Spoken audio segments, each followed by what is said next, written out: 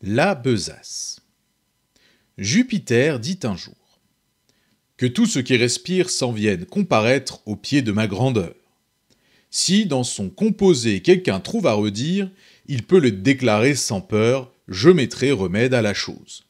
Venez, singes, parlez le premier et pour cause. Voyez ces animaux, faites comparaison de leur beauté avec les vôtres. Êtes-vous satisfait ? Moi ? dit-il. Pourquoi non ? N'ai-je pas 4 pieds, aussi bien que les autres ? Mon portrait, jusqu'ici, ne m'a rien reproché. Mais pour mon frère l'ours, on ne l'a qu'ébauché. Jamais, s'il veut me croire, il ne se fera peindre.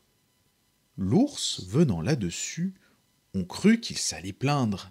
Tant s'en faut, de sa forme il se loua très fort, glosa sur l'éléphant, dit qu'on pourrait encore ajouter à sa queue, ôter à ses oreilles, que c'était une masse informe et sans beauté.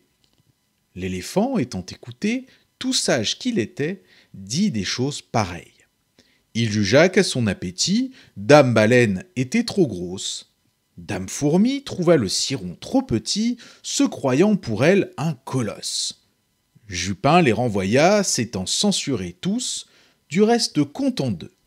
Mais parmi les plus fous, notre espèce excella, car tout ce que nous sommes, lynx envers nos pareils et taupe envers nous, nous nous pardonnons tout et rien aux autres hommes.